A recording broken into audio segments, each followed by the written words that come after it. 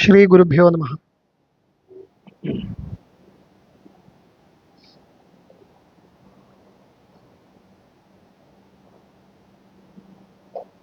இப்போ லட்சணத்தினுடைய லட்சணம் என்னன்னு நிரூபணம் பண்ண போறா. அது கொஞ்சம் ஸ்டார்டிங்கில் சிம்பிளாக இருக்கு, ஆனால் கொஞ்சம் மேலே போனால் கொஞ்சம் கடினமாக இருக்கும். முடிஞ்ச அளவுக்கு நான் சரளமாக சொல்கிறேன்.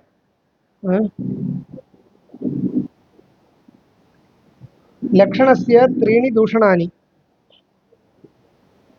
லக்ஷணத்துக்கு 3 தோஷங்கள் வரலாம். அப்படின்னால் 3 தோஷத்தில் ஏதாவது ஒரு தோஷம் இருந்தால் அது லக்ஷணம் சொல்ல முடியாது.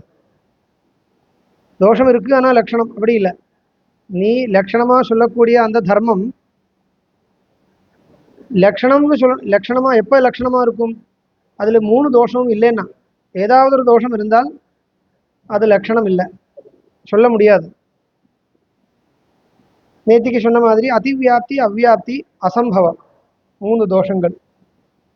அந்த தோஷத்துக்கு லக்ஷணம் சொல்றாரு. இப்போ அவ்வியாப்தின்னா என்ன, அதிவியாப்தின்னா என்ன, அசம்பவம்னா என்ன? லக்ஷ்யைக தேச அவர்த்தித்வம் அவ்வியாப்தி யதா கோஹோ கபிலத்வம். अलक्ष्ये लक्षणस्य वर्तनम् अतिव्याप्तिः यथा गोः शृङ्गित्वं. लक्ष्यमात्र अवृत्तित्वम् असंभवः यथा गोः एकशभवत्वम्. இதெல்லாம் பிரசித்தம் இல்லையா? இதெல்லாம் வேகமாக புரிஞ்சுக்கலாம். இங்கே கஷ்டம் இல்லை, அப்புறம்தான் கஷ்டம். பாருங்க, லக்ஷ்ய ஏகதேச அவிருத்தித்வம் அவ்வியாப்தி. லட்சியத்தினுடைய ஏகதேசம். லட்சியத்தினுடைய ஏகதேசம்னா என்ன அர்த்தம்? இப்போ கோவினுடைய லட்சணம் சொல்றதா இருந்தால், கோவுன பசுமாடு, அதனுடைய லட்சணம் சொல்லும் பொழுது இந்த லட்சணம் எல்லா கோவிலும் இருக்கணும் இல்லையா? எல்லா கோவிலும் இருக்கிறதா இருந்தால் அது சரியான லட்சணம். ஆனால் சில கோவில் கிடையாதுன்னா இதுதான் அவ்வியாப்தி. அவ்வியாப்தி அவ்வியாப்தி இல்லையா? அதுதான் லட்சிய ஏகதேசம்னு சொன்னால் சில கௌன்னு அர்த்தம், ஒரு கோவினுடைய ஒரு பார்ட்டுன்னு அர்த்தம் இல்லை. லட்சியத்தினுடைய ஏகதேசம் சொன்னால் நீ ஒரு கோவை எடுத்துட்டு அதனுடைய ஒரு பார்ட் அப்படி இல்லை. லட்சியமாக வச்சுக்க வேண்டியது ஏதோ அதில் சில இடத்துலன்னா என்ன அர்த்தம்? சில கோவில் காசுச்சித் கோஷு यदि लक्षणं नास्ति तर्हि अव्याप्तिः. यथा गोः कपिलत्वं,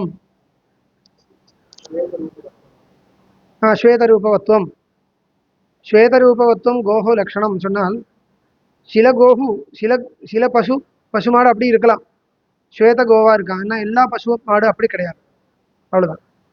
एवञ्च यदि श्वेतरूपवत्वं गोः लक्षणम् अथवा कपिलत्वं गोः लक्षणम् इति उच्यते चेत् अव्याप्तिः भवति. कुतः भवति? ये अव्याप्ति वरुं? सर्वासु गोषु कपिलत्वं नास्ति. कपिलत्वं कपिलगवि वर्तते, अन्यत्र नास्ति. एवञ्च लक्ष्य एकदेशवृत्तित्वं, लक्ष्य एकदेशमात्रवृत्तित्वं. அப்படின்னா லக்ஷ்ய ஏகதேசே வர்த்ததே, லக்ஷ்ய ஏகதேசே ந வர்த்ததே. சில பசுமாடுல இருக்கு, சில பசுமாடுல கிடையாது. அப்படி இருந்தால் அவ்வியாப்தி. இது ரெண்டும் இருக்கணும், அப்பதான் அவ்வியாப்தி சொல்ல முடியும். சில இடத்துல இருக்கணும், சில இடத்துல இருக்கக்கூடாது. கபிலத்வம் கோஹோ லக்ஷணம் இது यदा उच्यते तदा कपिलगोषु कपिलत्वं वर्तते, अन्यासु गोषु कपिलत्वं न वर्तते. अतः लक्ष्यैकदेशवृत्तित्वं இருக்கு, லக்ஷ்யைகதேச அவிருத்தித்துவம் இருக்கு. அப்படி இருந்தால் அவ்வியாப்தி. ஏன் அப்படி சொல்லணும்னா, லட்சியத்தில் எங்கேயும் கிடையாதுன்னு சொன்னா அசம்பவம் தானே. அப்ப அசம்பவத்துக்கும் அவ்வியாப்திக்கும் வித்தியாசம் இருக்கணும் இல்லையா? किमर्थं पृच्छति इदानीम्? इदं किमर्थं पृच्छति? अव्याप्तिः दोषो वा न वा इति किमर्थं शङ्का इदानीं? मया दोषाणां खलु लक्षणम् उच्यते. किं जातं तस्य?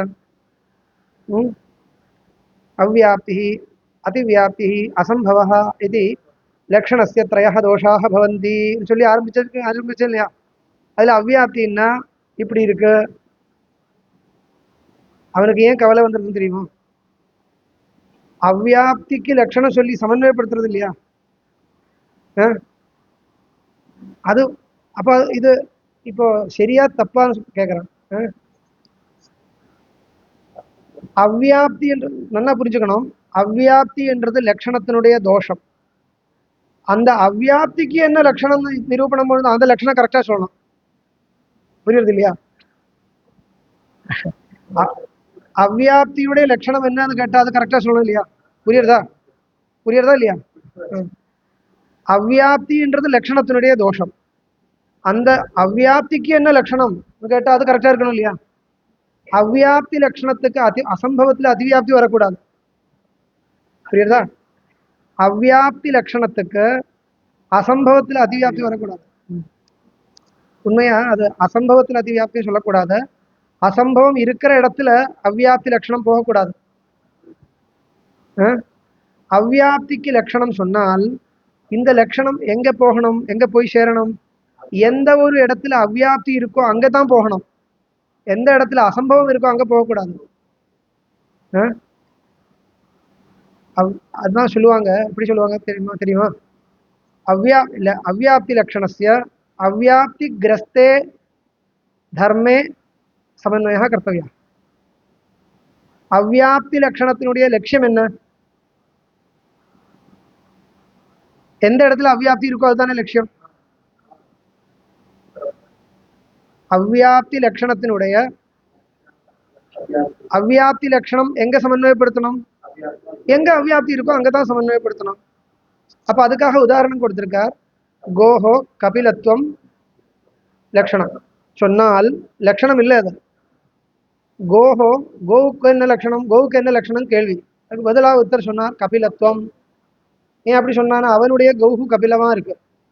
அவனுடைய கௌஹு அப்படி இருக்கிறதுனால அவன் அப்படி சொன்னான். ஆனா அது சரியில்லை. என்ன காரணம்?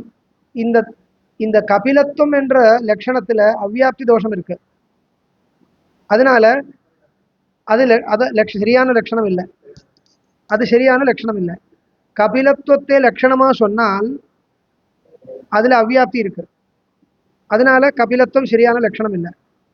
இப்போ அவ்வியாப்திக்கு நீ சொல்லக்கூடிய லட்சணம் கபிலத்துவத்தில் இருக்கணும். இங்கதான் நீங்க புத்தி உபயோகப்படுத்தணும். இல்லைன்னா ஒன்றும் புரிஞ்சுக்க முடியாது. ஒரு மேத்தமேட்டிக்கல் அப்ரோச் வேணும். நான் எதுக்கு லட்சணம் சொல்றேன்? அவ்வியாப்திக்கு லட்சணம் சொல்றேன். அவ்வியாப்திக்கு சொல்லக்கூடிய லட்சணம் எங்க இருக்கணும்? கபிலத்துவத்தில் இருக்கணும். ஏன்னா கபிலத்துவம் தானே அவ்வியாப்தமான லட்சணம். அவ்வியாப்தி கிரஸ்தம் லட்சணம் கபிலத்துவம். தத்திர அவ்வியாப்தேகே லட்சணस्य சமன்வய கர்த்தவியா. புரியுறதா? யோசிச்சு பாருங்க. அவ்வியாப்தேகே லட்சணம் சொல்லும் பொழுது எந்த லட்சணத்தில் அவ்வியாப்தி என்ற தோஷம் இருக்கோ அங்கதானே அந்த லட்சணத்துக்கு சமன்வயம் வரணும். லட்சிய சரளமா சொன்னா அவ்வியாப்தி லட்சணத்தினுடைய லட்சியம் கபிலத்துவம். அவ்வியாப்தி கிரஸ்தம் லட்சணம் அவ்வியாப்தி லட்சணத்திய லட்சியம். அவ்வியாப்தி கிரஸ்தம் லட்சணம் அப்படின்னா அவ்வியாப்தி கிரஸ்தம்னா என்ன அர்த்தம்? ரோககிரஸ்தம் சொல்றது இல்லையா? ரோகம் இருக்கிறவன் ரோகி. ரோகி என்ற அர்த்தத்துல ரோககிரஸ்தா, அந்த ரோகம் அவனை பிடிச்சிருக்கு. அந்த மாதிரி அவ்வியாப்தி என்ற தோஷம் இருக்கிற இடம் என்ன? கபிலத்துவம் என்ற லட்சணம். கபிலத்துவம் சொன்னா அவ்வியாப்தி இருக்கு. அப்ப கபிலத்துவத்தில் அவ்வியாப்தி இருக்கு. அதனால அவ்வியாப்தியோட லட்சணம் கபிலத்துவத்தில் சேரணும். இதுதான் சொல்லிட்டு இருக்கு. அவ்வியாப்தி லட்சணஸ்ய அவ்வியாப்தி கிரஸ்தே லட்சணே சமன்வய. சரி, சமன்வயம் இருக்கா பார்க்கலாம். அவ்வியாப்தி லட்சணம் என்ன? லட்சியைக தேச விற்த்தித்வே சதி லட்சியைக தேச அவர்த்தித்வம். லட்சியைக தேசத்தில் இருக்கணும், இன்னொரு ஏகதேசத்தில் இருக்கக்கூடாது. அப்படின்னா சில லட்சியங்கள் இருக்கணும், சில லட்சியங்கள் இருக்கக்கூடாது. அது பாருங்க, அது பரீட்சை பண்ணணும், டெஸ்ட் பண்ணணும். எப்படி எப்படி பண்றது? இப்போ கபிலத்துவம் எதனுடைய லட்சணம் சொல்றா? கோஹோ லட்சணம் கபிலத்துவம் இत्युच्यते चेत् लक्ष्या भवति गौः. लक्ष्या भवति गौः लक्ष्यैकदेशः कपिलगौः तत्र कपिलत्वं वर्तते अनन्तरं लक्ष्यैकदेशः नीलगौः तत्र कपिलत्वं न वर्तते अपो लक्ष्यैकदेशवृत्तित्वं लक्ष्यैकदेश आवृत्तित्वं च कपिलत्वे अस्ति अदेन्नது இது இது இதான் இதான் இங்கே தான் உங்களுக்கு சிரமம் இருக்கும் இந்த சிரமம் நீங்கள் தாண்டறதா இருந்தால் தான் உங்களுக்கு தர்க்கசாஸ்திரம் வரும் இந்த சிரமம் தாண்டணும் மேலே வரணும் कपिलत्वं कुत्र अस्ति कपिलगवी वर्तते कपिलगौः लक्ष्यस्य एकदेशः कपिलत्वं कस्य लक्षणं गोः लक्षणं लक्ष्यस्य एकदेशः कपिलगौः कपिलगवी अव्याप्तेः लक्षणं वर्तते इल कपिलगवी कपिलत्वं वर्तते अव्याप्तेः लक्षणं न कपिलगवी कपिलत्वं वर्तते कपिलगवी कपिलत्वं वर्तते चेत् कपिलगो वृत्तित्वं कपिलत्वे अस्ति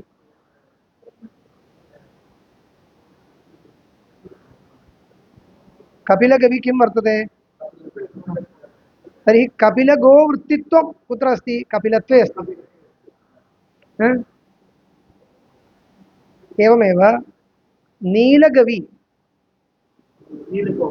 कपिलत्वं न वर्तते नीलगौः लक्ष्य एकदेशः इन्नोरु एकदेशं नीलगवी कपिलत्वं न वर्तते तर्हि लक्ष्यैकदेश आवृत्तित्वं कपिलत्वे अस्ति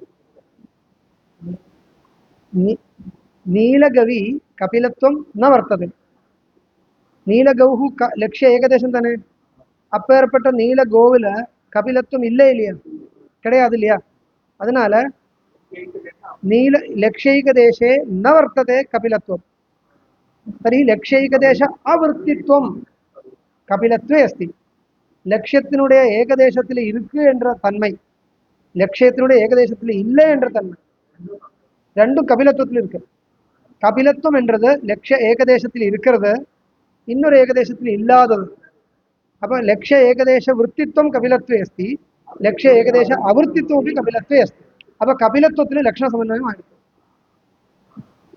அவ்யாப்தி லட்சணத்துக்கு அவ்யாப்தி லட்சணத்தினுடைய சமன்வயம் கபிலத்துவத்தில் வந்துருது கபிலத்துவம் என்ற தர்மம் எப்பேற்பட்ட தர்மம்னு கேட்டால் லட்சிய ஏகதேசத்தில் இருக்கிறது இன்னொரு ஏகதேசத்தில் இல்லாதது லட்சிய ஏகதேசத்தில் இருக்கிற தர்மம் எப்படி எப்படி சொல்றது லட்சிய ஏகதேச விருத்தி தர்மம் லட்சிய ஏகதேச அவிருத்தி தர்மம் இருக்கிறதுன்னு சொன்ன விருத்தி இல்லாதது அவிருத்தி விருத்தி சொன்னா இருக்கிறது அவிருத்தி சொன்னா இல்லாதது அப்படி அர்த்தம் அப்போ லட்சியைகதேச விருத்தித்வே சதி லட்சியைகதேச அவிருத்தித்வம் அவ்வளவுதான் லட்சியைகதேச விருத்தித்வே சதி சதி சதின்னு போட்ட ரெண்டு தளம் இருக்கும் பொழுது சதின்னு சேர்க்கணும் ரெண்டு சேர்ந்துதான் லட்சணம் அது ரெண்டும் சேர்ந்துதான் லட்சணம் வாயோகோ லட்சணம் என்னன்னு கேட்டா அது என்ன சதி சதி என்னது ரூபரஹிதத்வே சதி ஸ்பர்ஷவத்வம் வாயு ரூபரஹிதமாகவும் இருக்கு ஸ்பர்ஷவத்தாகவும் இருக்கு ரூபரஹிதத்துவம் மட்டும் லட்சணம் இல்லை ரூபரஹிதமாகவும் இருக்கணும் ஸ்பர்ஷவத்தாகவும் இருக்கணும் ஆமா அப்படி இருக்கணும் அப்பதான் அது லட்சணம் இல்லையா அதனால அப்படி ரெண்டு ரெண்டு தளம் இருக்கும் பொழுது சதின்னு போட்டு சொல்லணும் ரூபரஹிதத்வே சதி ஸ்பர்ஷவத்வம் சொல்ற மாதிரி லக்ஷைகதேச விருத்தித்வே சதி லக்ஷைகதேச அவிருத்தித்வம் அவ்யாப்தேஹ லக்ஷணம் அதுதான் ஆயிடுத்து இது உபன்யாசம் மாதிரி சொல்றதா இருந்தா ஒன்றும் கஷ்டம் இல்லை அந்த லட்சணத்தினுடைய ஒரு ஒரு ஒரு இந்த நியாயசாஸ்திரத்தினுடைய ஸ்டைல் சொல்லும்போது தான் உங்களுக்கு கஷ்டம் ஆனால் அந்த கஷ்டம் இருக்கும் ஸ்டார்டிங்கில் இருக்கும் ஆனால் அது கொஞ்சமாக ஏகாகிரமாக யோசிச்சு பார்க்கணும் விருத்தித்வம் அவிருத்தித்வம் वृत्तित्वाभावः इदानीं भूतले भवान् अस्ति भूतले भवान् वर्तते भूतलवृत्तित्वं भवतः अस्ति छात्रः भूतले वर्तते भूतलवृत्तित्वं छात्रे वर्तते पुरियदा अंद लैंग्वेज पुरियदा भूतले कश्चन छात्रः अस्ति वर्तते भूतले छात्रः वर्तते भूतलवृत्तित्वं छात्रे वर्तते புரியுதா பூதலத்துல छात्रன் இருக்கான் பூதல விருத்திत्वம் எங்க இருக்கு छात्रे अस्ति பூதலத்தில் இருக்கிறான் என்ற தன்மை அதான் பூதல விருத்திत्वம் புரியுதா அந்த மாதிரி லட்சிய விருத்திत्वம் अलक्ष्य वृत्तित्व लक्ष्ये विद्यमानः धर्मः लक्ष्यवृत्ति अलक्ष्यवृत्ति लक्ष्ये अविद्यमानः धर्मः लक्ष्य आवृत्ति लक्ष्ये विद्यमानः धर्मः लक्ष्यवृत्तिः लक्ष्ये अविद्यमानः धर्मः लक्ष्य आवृत्तिः अलक्ष्यवृत्ति சொன்னா அலட்சியத்தில் இருக்கிறதுன்னு அர்த்தம் அலட்சியவൃத்தி சொன்னா அலட்சியத்தில் இருக்கிறது லட்சிய விருத்தின்னு சொன்னா லட்சியத்தில் இருக்கிறது லட்சிய आवृत्तिன்னு சொன்னா லட்சியத்தில் இல்லாதது भूतले घटः वर्तते भूतल वृत्तित्वं घटे अस्ति अलक्ष्ये न वर्तते अलक्ष्य आवृत्ति लक्ष्येपि न वर्तते अलक्ष्येपि न वर्तते அப்படியும் கூட வரலாம் कुत्रापि न वर्तते சரி அப்போ लक्ष्यैकदेशावर्तित्वम् अव्याप्तिः यथा गोः कपिलत्वम् अलक्ष्ये लक्षणस्य वर्तमानत्वं वर्तनम् अतिव्याप्तिः लक्ष्यस्य अलक्ष्ये वर्तनं लक्ष्यं लक्षणस्य क्षम्यतां लक्षणस्य अलक्ष्ये वर्तनं लक्षणம் எங்க இருக்கணும் லட்சியத்தில் இருக்கணும் அலட்சியத்தில் இருக்க கூடாது லட்சணம் வந்து அலட்சியத்தில் இருக்க கூடாது ஏதாவது ஒரு லட்சணம் अलक्ष्यத்தில் இருக்குன்னா என்ன வரும் अलक्ष्य वृत्तित्वं लक्षणे आयाति भवता उच्यमानं लक्षणम् अलक्ष्ये वर्तते चेत् अलक्ष्य वृत्तित्वं भवदुक्त लक्षणे आयाति गोः किं लक्षणम् इति पृष्टम् शृङ्गवत्वं गोः लक्षणम् கொம்பு இருக்கிறது மாடு சொல்றதா இருந்தால் அதிவியாப்தி இருக்கு இல்லையா மாட்டுக்கு கொம்பு இருக்கு வாஸ்தவம் தான் ஆனால் महिष गोः शृङ्गवत्वम् अस्ति महिषस्यापि अस्ति அப்போ அது லட்சணம் இல்லை அது அசாதாரண தர்மம் இல்லை ஸ்பெஷல் ஃபீச்சர் இல்லை அது ஸ்பெஷல் ஃபீச்சர் கிடையாது அப்போ அங்கே என்னாச்சு அலட்சியம் நீ கோவினுடைய லட்சணம் சொல்றதா இருந்தால் महिषம் அலட்சியம் அலட்சியம்னா என்ன லட்சியம் அல்லாதது எது லட்சியம் இல்லையோ அது लक्ष्यते तवृत्ति எல்லாமே அலட்சியம் தான் यदि भवान् गोः लक्षणं वदति तर्हि लक्ष्या भवति गौ अलक्ष्यः भवति महिषः நீ சொன்ன லட்சணம் லட்சியத்திலேயும் இருக்கு ஆனா அலட்சியத்திலேயும் இருக்குன்னால் அதிவியாப்தி சரியா இல்லையா लक्ष्या गौः तत्र किमस्ति शृङ्गवत्वं वर्तते शृङ्गित्वं शृङ्गित्वம் என்ன அர்த்தம் शृङ्गित्वம் கொம்புள்ளது என்ற தன்மை शृङ्गत्वம் இல்ல शृङ्गित्वம் வேற शृङ्गत्वம் எங்க இருக்கு शृङ्गे अस्ति शृङ्गित्वं गवि वर्तते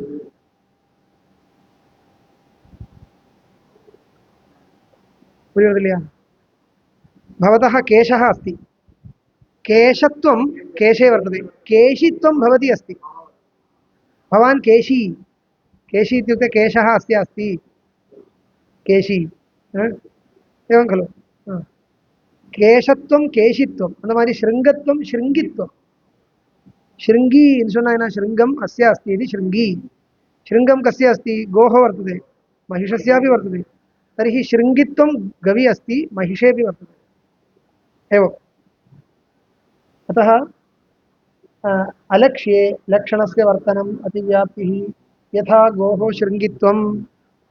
शृङ्गित्वम् इति लक्षणम् उच्यते चेत् इदं लक्षणं लक्ष्यभिन्ने महिषे अपि अस्ति अलक्ष्ये वर्तते अतः अलक्ष्यवृत्तित्वं शृङ्गित्वे अस्ति अंगता गौनिकणं शृङ्गित्वम् अलक्ष्ये वर्तते अलक्ष्ये किं वर्तते शृङ्गित्वं तर्हि अलक्ष्यवृत्तित्वं कुत्र वर्तते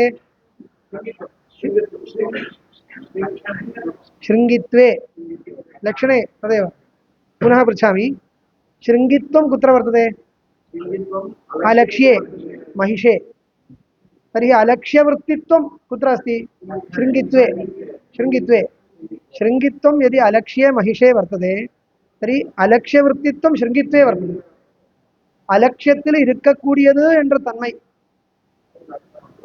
லட்சணத்தில் இருக்கு शृङ्गित्वத்தில் இருக்கு சரியா போச்சா அதுதான்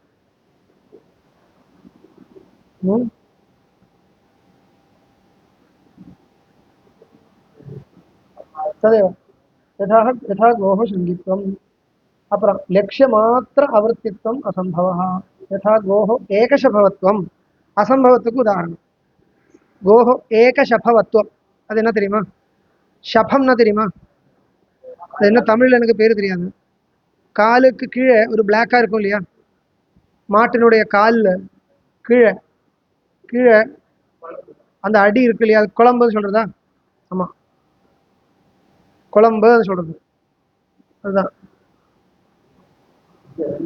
மாட்டுக்கு பசு மாட்டுக்கு எத்தனை குழம்பு இருக்கு ரெண்டு இருக்கு ரெண்டு ஒண்ணுல ஒரு கால்ல ஒரு காலு ரெண்டு தான் இருக்குப்பா ஒரு காலு ரெண்டு இருக்கு ஒண்ணு இல்லை ஆனா குதிரைக்கு வந்து ஒண்ணு குதிரைக்கு தான் ஒண்ணு ஹார்ஸ் அதுக்கு ஒண்ணு தான் இருக்கு பசு மாட்டுக்கு ரெண்டு இது முதல் தெரிஞ்சுக்கணும் ஊர்ல போய் பார்க்கணும் சரி இப்போ ஒருத்தர் சொல்றார் ஏகசபவத்துவம் கோஹோ லட்சணம் அசம்பவா ஏன்னா எந்த கோவும் அப்படி கிடையாது எல்லா கோவுக்கும் வந்து த்விஷபவத்துவம் வருது த்விஷபவத்துவம் ரெண்டு ஷபங்கள் ஷபம்னு சம்ஸ்கிருதத்தில் வார்த்தை குழம்பு ஷபம் ரெண்டு குழம்பு இருக்கக்கூடியது என்ற சுபாவம் அதுக்கு என்ன எப்படி சொல்றது த்விஷபவத்துவம் த்விஷபவத்துவம் சொன்னா என்ன ரெண்டு குழம்பு இருக்கு என்ற சுபாவம் அந்த தன்மை த்விஷபவத்துவம் கவி வர்த்ததே सर्वासु गोषु वर्तते एकशफवत्वं कस्याः अपि गोः नास्ति एकशफवत्वं कुत्र अस्ति अश्वे वर्तते अश्वस्य अश्वस्य क्लियर् अश्वस्य एकशफवत्वम् अस्ति गोषु मध्ये कस्यापि एकशफवत्वं नास्ति द्विशफवत्वं वर्तते अतः एकशफवत्वं गोः लक्षणम् इत्युक्ते कः दोषः असम्भवः எந்த லட்சியத்திலும் கிடையாது என்று தன்மை அதுதான் அசம்பவம் லட்சியம் மாத்திர அவர்த்தித்துவம் இங்க மாத்திர சப்தம் இருக்கு மாத்திரம் என்ற வார்த்தை ரெண்டு யூசேஜ் அதுக்கு அது மற்றும் என்ற அர்த்தத்துல மாத்திரம் சொல்றது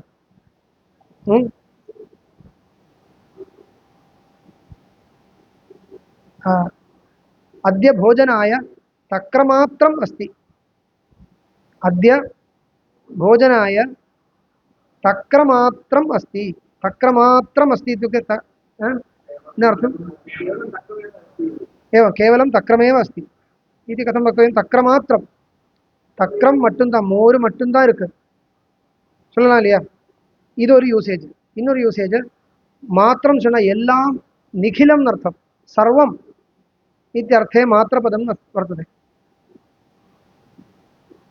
அது சாஸ்திரத்தில் தான் தெரியும் லோக விவகாரத்தில் இல்லை லோக விவகாரத்தில் மற்றும் அது மற்றும் என்ற அர்த்தத்தில் தான் மாத்திர சப்தம் யூஸ் பண்ணுறோம் சாஸ்திர விவகாரத்தில் இன்னும் இந்த அர்த்தத்தில் யூசேஜ் இருக்கு இங்கே எப்படின்னா லட்சிய மாத்திர சொன்னால் சகல லட்சியேன்னு அர்த்தம் லட்சிய மாத்திர அவர்த்தித்துவம் அசம்பவம் அதுக்கு அபிப்பிராயம் தெரியுது இல்லையா லட்சியத்தில் எங்கேயும் கிடையாது லட்சியத்தில் எங்கேயும் கிடையாது அந்த அர்த்தம் வரணும் அதுக்கு எப்படி அர்த்தம் வருதுன்னா लक्ष्यमात्रे अवर्तनम लक्ष्यमात्रे इत्युक्ते केवलं लक्ष्ये इत्यर्थो न सर्वेषु लक्ष्येषु इत्यर्थः लक्ष्यमात्रे इत्युक्ते सर्वेषु लक्ष्येषु எல்லா லட்சியத்திலையும் அப்போ எந்த லட்சியத்திலையும் இல்லாம இருக்கிறதுன்னு அர்த்தம் சாதாரணமா சொன்னா லட்சியத்தில் எங்கேயும் இல்லை அப்படி இருந்தா அசம்பவம் லட்சியமாத்திர அவர்த்தித்வம் असंभवः यथा गोः एकशफवत्वम् एकशफवत्वं लक्ष्यमात्रे कस्यामपि गवि नास्ति नास्ति।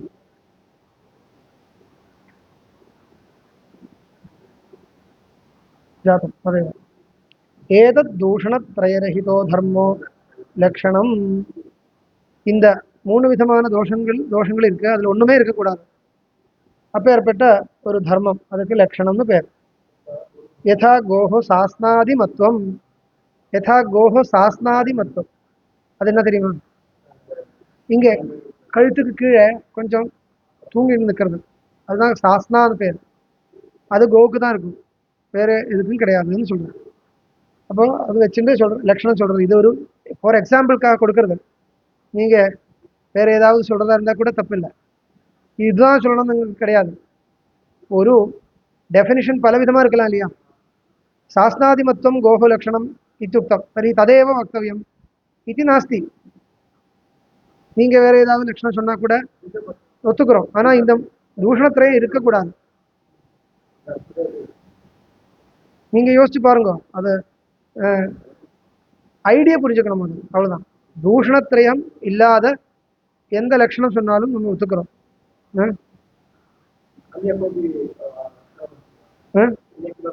कस्य भवता एव वक्तव्यं, मया न उच्यते। अन्यद् लक्षणम् अस्तु स्यात्, मम तत्र विचारविषयः अयं नास्ति, भवान् विचारयतु। परन्तु इदं द्रष्टव्यं तावदेव। आदित्यः अस्ति खलु, सूर्यः, तस्य किं लक्षणं? प्रकाशकत्वं। शर्या वर्मा न शक्यते। दीपेपि अस्ति प्रकाशकत्वं, आकाशवृत्तित्वे सति प्रकाशकत्वं சொல்ல முடியுமா? முடியாது. நட்சத்திரேஷு அஸ்தி. அப்படி யோசிக்கணும், அப்படி யோசிச்சு பார்க்கணும். அந்த யோசிக்கக்கூடிய ரீதி என்னன்னு சொல்கிறேன், அவ்வளோதான். நீங்கள் அப்புறம் லக்ஷணம் भवान् वदतु। शास्त्रम् इदानीं विशिष्य एकैकस्य पदार्थस्य லோகத்தில் இருக்கிறதுக்கு எல்லாத்துக்குமே லக்ஷணம் சொல்கிறதுக்கு வந்ததில்லை. ஆனால் நீங்கள் லக்ஷணம் சொல்கிறதா இருந்தால் இப்படி சொல்லணும், அவ்வளோதான். நமக்கு எதை பற்றி விசாரம் பண்ணணுமோ அதுக்காக லக்ஷணம் சொல்லணும். லோகத்தில் இருக்கிறது எல்லாத்துக்குமே லக்ஷணம் சொல்லணும்ன்றது நம்மளுடைய நிர்பந்தம் ஒன்றும் கிடையாது. ஆனால் எதை பற்றி விசாரம் பண்ண போகிறோமோ அதுக்கு லக்ஷணம் சொல்லணும். அது சொல்லும் பொழுது இப்படி இருக்கணும். இப்போ முடிக்கிறேன். ஏதத் தூஷணத்ரயரஹித தர்மோ லக்ஷணம் யதா கோஹோ சாஸ்னாதிமத்வம் ச ஏவ அசாதாரண தர்ம இத்யுச்யதே. இந்த தூஷணத்ரயரஹிதமான தர்மம், 3 விதமான தூஷணங்களும் இல்லாத அப்பேற்பட்ட தர்மத்தை தான் அசாதாரண தர்மம்னு சொல்லுவோம். ச ஏவ அந்த தர்மம்தான் அசாதாரண தர்மஹா இது உச்சதே. அதுக்கப்புறம் நாளைக்கு பார்க்கலாம்.